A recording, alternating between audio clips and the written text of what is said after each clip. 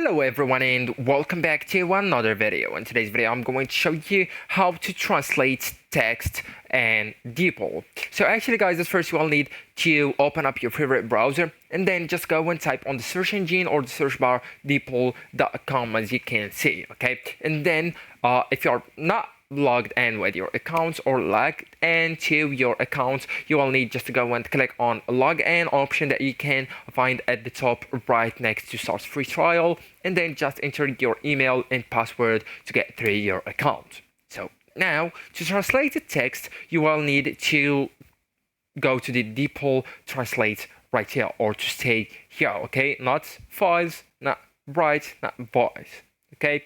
So then you will need to type here or past text, okay, into the left box, because that's the source or the language, the source language that we want to swap it or to translate it to the target, okay? So let's say that I want to translate an English text into an Arabic text, okay?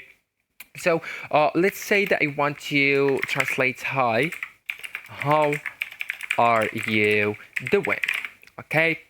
So all you need to do is to type a text or to pass it, okay, on the left box, and then just choose your language. So as I told you, I choose the English, and here the Arabic, and the translation appears instantly on the right, okay?